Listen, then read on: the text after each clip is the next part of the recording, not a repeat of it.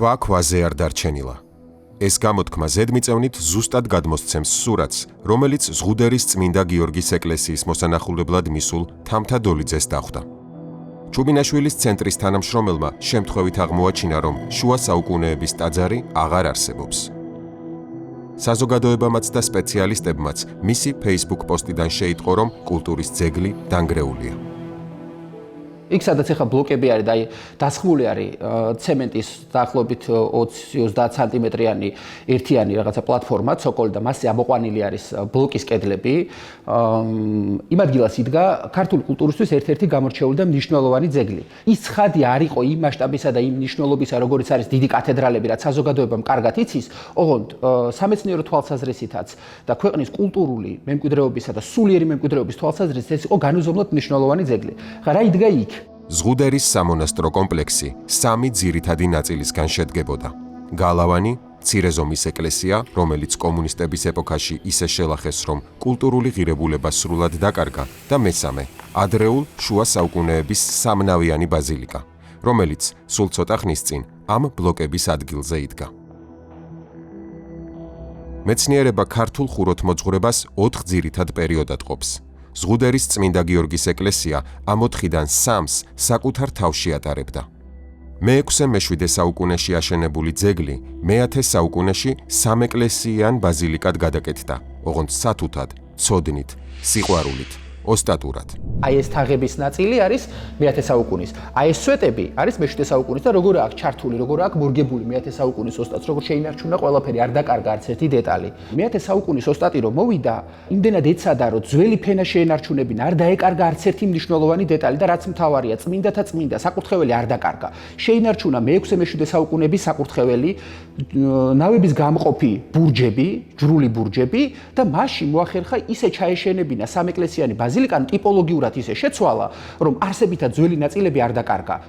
ძველის სტრუქტურული ცვლილება არც მე-13-მე-14 საუკუნეებში შეუტანიათ, როცა ტაძარი მორიგ ჯერზე შეაკეთეს და ამჯერად ფასადი, კერძოდ კი სარკმლის თავები, კონსტრუქციული ნაწილები იმ პერიოდისთვის სახასიათო არქიტექტურული დეტალებით შეამკეს. ეს ზღუდერის ეკლესიის მესამე სიცოცხლე იყო. ეს არის 2019 ჩუბინაშვილის ცენტრის მეცნიერ თანამშრომელს, ხელოვნებათმცოდნეს, არქიტექტურის ისტორიკოს ნოდარ არონიშიძეს უსამართლოდ მიაჩნია ამ ვანდალიზმის მხოლოდ არქიტექტურულ დანაკარგად განხილვა. რამდენადაც ძეგლი მოიცავდა სამივე პერიოდის რელიეფურ ქანდაკებასაც და კიდევ უფრო მნიშვნელოვან მე-13-მე-14 საუკუნეებში ტაძრის ფასადზე გაჩენილ სამწარწერას. ეს იყო ერთგვარი მატიანე. აი რასაც ჩვენ ვხედავთ დიდი მასშტაბით უფრო სვეტიცხოვლის შემთხვევაში, სხვა ძეგლების შემთხვევაში, როდესაც მთელი საქართველოს განვითარების ისტორიას ატარებს ეს ძეგლი. საკუთარი სხეულით ეს ძეგლი ატარებდა დაახლოებით აი მე-6 საუკუნიდან მოყოლებული მე-13-მე-14 საუკუნეების ჩათვლით ყველა პერიოდის, ყველა ეპოქის გადაკეთებას ატარებდა საკუთარ სხეულზე. ეხლა ეს გადაკეთება მარტო მხატვრული ნაწილი არ არის, ხო? ცხადია რომ ის ისტორიის მაჩვენებელია, ჩვენ ქართულ არქიტექტურის განვითარების ისტორიას, როდესაც ვკითხულობთ, ჩვენ ვკითხულობთ რეალურად ქვეყნის მატერიალური კულტურის ისტორიას. ის რაც ჩვენ წყაროებით, წერილობითი წყაროებით და საბუთებით გვაქვს შემორჩენილი, ამას ვადასტურებთ იმ კულტურული მემკვიდრეობით, რაც იქ გვაქვს. შესაბამისად, ეს არ არის მხოლოდ ძეგლი, ეს არ არის მხოლოდ ეკლესია, ეს არის შენი ისტორიის ნაწილი, რომელმაც დაახლოებით 10 საუკუნოვანი ისტორია შემოგინახა და ასახა საკუთარ კედლებზე. ზღუდერის ეკლესია, როგორც აღმშენებლობის 3 ეტაპის, ისე გრევის ეპოქების მატიანეც აღმოჩნდა. 1940 წელს, მალევე მას შემდეგ, რაც პირველად მოხდა ამ ძეგლის ძირეული შესწავლა, ლევან რჩეულიშვილის მიერ, კომუნისტებმა მიწისძვრით დაბზარული ძეგლი სანახევროდ დაანგრიეს. მისი პერანგის ქვებით ყინწვისში სკოლა ააშენეს.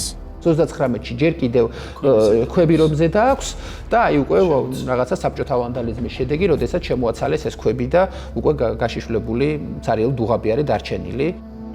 მეორე და საბოლოო ნგრევა ჩვენი დროის საქართველოში მოხდა. საბჭოთა კავშირმა, ათეისტურმა კომუნიზმმა დაანგრია ძეგლი ნახევრად და აქედან 86 წელი გავიდა და ისევ იგივე დაწესებულებიდან ჩადის ახალგაზრდა მეცნიერ თანამშრომელი, ისევ იგივე მიზნით, რომ ძეგლი შეისწავლოს ბოლომდე და სრულყოფილად და მას უკვე სრულად განადგურებული ხდება ძეგლი და მის ადგილზე ხდება ბეტონის რაღაცა ერთიანი პლატფორმა, რომელზეც ბლოკის კედლების ამოყვანაა დაწყებული. აი ეს არის ის უმძიმესი რეალობა, რომელიც ისტორიულადაც რატომ ვახსენეთ, ეხლა ამ ხელა მნიშვნელობა აქვს ძეგლის განვითარების ისტორიას ქვეყნის ისტორიისთვის. ჩვენ ნახეთ მე-6-დან მე-14 საუკუნემდე ქართული არქიტექტურის სულიერების, საზოგადოების განვითარების ისტორია და ჩვენ ნახეთ მერე მისი დეგრადაციის ისტორიაც, რომელიც დასრულდა ამ ძეგლის განადგურებით.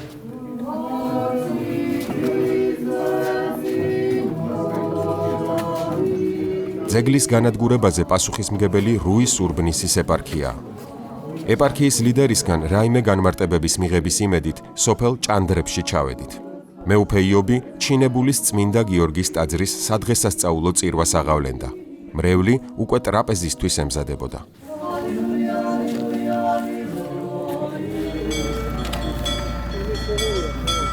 მიტროპოლიტმა იობ აქიაშვილმა ჩვენს შეკითხვას არ უპასუხა. ხოლო სხვა სასულიერო პირებმა მისი ეპარქიიდან თქვეს, რომ ტაძრის აღდგენას მრავალი წელი ითხოვდნენ. ძეგლი შეისწავლეს და დაადგინეს, რომ მისი გამაგრება პრაქტიკულად შეუძლებელი იყო. ამის გამო იმავე ეკლესიის ანალოგის თავიდან აშენება დაიწყო. მეუფე ზღუდერის ეკლესიასთან დაკავშირებით მინდა კითხოთ. ჟურნალისტი ვარ, შეიძლება ერთ კითხვაზე მიპასუხოთ, რატომ დაშალეთ ნებართვის გარეშე?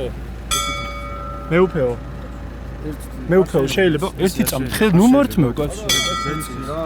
ვისაც საკმარისი კომპეტენცია და ექსპერტიზა აქვს და ასევე პასუხებს არ გვამადლის, სწორედ ეს ორი კითხვა დავუსვით. ამ ეკლესიის აღდგენა შესაძლებელი იყო ისე, რომ არსებული რაც იყო შემორჩენილი არ განადგურებულიყო. რა თქმა უნდა, ის რაც ადგილზე იყო შემორჩენილი, მისი კონსერვაციაც შეიძლებოდა და რესტავრაციაც შეიძლებოდა, ისე რომ თავდაპირველი ეკლესიის ყველა სტრუქტურა და ყველა ფენა გამოჩენილიყო. ეხლა ერთი არის რა ჩანს საზოგადოებისთვის, ეხლა ტურისტი რომ მივარას დაინახავს და მეორე მეცნიერიას დაინახავს. ჩემთვის და რესტავრატორებისთვის იქ ყველაფერი იყო შემორჩენილი. მეორე შეკითხვა სასულიერო პირების ამბიციურ გეგმას შეეხებოდა, რომელიც თავად ასე ჩამოაყალიბეს. იმავე ტაძრის ანალოგის თავიდან აშენება. ისევ ეკლესიას ვერ აღადგენ ბევრი მიზეზის გამო, მაგრამ უმთავრესი აღარ შევალ ახლა ძეგლის მთლიანობაში, პირველადობაში, ავთენტიკურობაში არ შევალ. ერთ-ერთი მნიშვნელოვანი ნაწილი, ნაგებობა, რომელსაც ჩვენ იქ ვუყურებთ, ბლოკით რაც არის დაწყებული, უკვე ტიპოლოგიურად არ არის ის ეკლესია, რომელიც ეს იყო. ან ტიპოლოგიურად უკვე განსხვავებულია.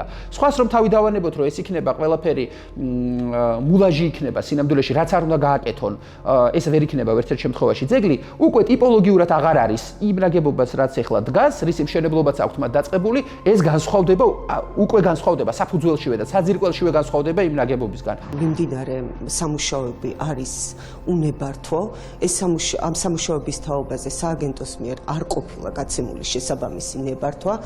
ძეგლთა დაცვის სააგენტომ საქართველოს ამბებს კომენტარზე უარი უთხრა და ეს 4 არხი მიიწვია.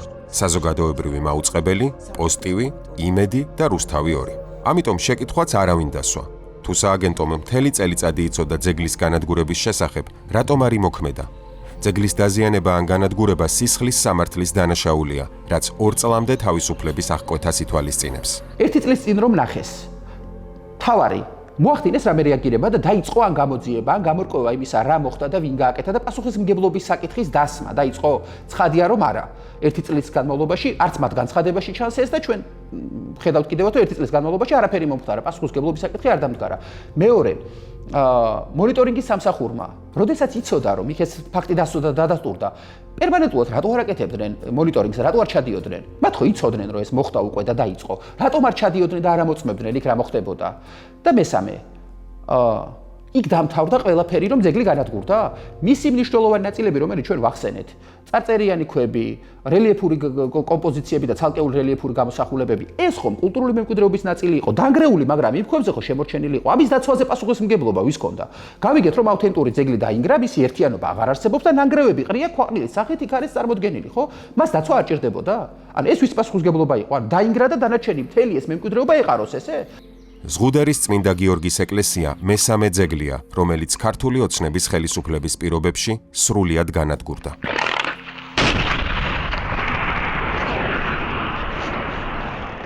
საყდრის საფეთქება, ყოველად ვანდალური და გაუმართლებელი საქციელი, როდესაც ძეგლი ერთ დღეში გაქრა, ეს იყო ქოროღო, როდესაც ასევე მე-10 საუკუნის უმნიშვნელოვანესი ზურგიანი კოშკი თავისი კომპლექსით აბსოლუტურად დაკარგა სახე და გაქრა, ეს არის ზღუდერის შემთხვევა და არსებობს კულტურული მემკვიდრეობის სხვადასხვა ტიპის დაზიანებები, ასობით, შემიძლია ვთქვა, სრული პასუხისმგებლობით, რომ დღეს საქართველოში საერო არქიტექტურიდან დაწყებული, ტრადიციული ქართული საცხოვრისიდან დაწყებული, მემორიალური კულტურით გაგრძელებული, ინდუსტრიული მემკვიდრეობით, საკულტო არქიტექტურით, სათავდაცვო არქიტექტურით, აბსოლუტურად ყველა მიმართულებით ასობით ძეგლი ნადგურდება. ბოლო წლების განმავლობაში სისტემურად ინგრევა და ნადგურდება ძეგლები. განსაკუთრებით აქტიური ეს პროცესი რუის ურბნისის ეპარქიაშია. ადგილობრივი ეპარქიის ხელმძღვანელის მოღვაწეობა ასე აისახება, რომ ის ცდილობს, რომ მუდმივად განაახლოს, აღადგინოს, მეორედ მაშენებელი იყოს და ასე შემდეგ. რაც ლოგიკურია, რომ რამდენადაც ბევრი მონასტერია, ბევრი სასულიერო პირია და ბევრი რაღაც აღდგენა ხდება, პრობლემები იქ ბევრად მეტი ჩანს. აი, როდესაც მოხდა მაგალითად ეკლესიის ფრესკების ნარჩენების შელესვა, მოხდა არასწორი რეაბილიტაცია, მოხდა ძველ სამონასტრო კომპლექსში ახალი ნაგებობების უსისტემო ჩადგმა. რატომ არ შეიძლება რომ გვერდზე აშენდეს? ეს ერთი კითხვა. ახალი აშენე გვერდზე, იქვე აშენე, ხო? მით უფრო შუა საუკუნეებიდან მოყოლებული ეს პრაქტიკა არსებობდა და მისი საუკეთესო გამოვლენა არის თქვა სამთავისის ეკლესია, რომლის გვერდითაც ასევე მე-6 საუკუნის ადრეული შუა საუკუნეების ბაზილიკა დგას და უკვე მეორედ მაშენებელმა ის რაღაცა გენიალური თავისი არქიტექტურა გვერდზე აშენა და ისიც იქ იყო და არ გადაუარა და ანუ სრულად არ მოსპოეს ყველაფერი, ხო? ძეგლების დაზიანება განადგურების მიუხედავად, ამ წლების განმავლობაში არ გვინახავს ადეკვატური რეაგირება დანაშაულზე. დაუსჯელობა რიგით ბიზნესმენებზეც კი ვრცელდება და რა გასაკვირია თუ კი პასუხი თავნებობისთვის სასულიერო პირებსა და საპატრიარქოს საერთოდ არ მოეთხოვება.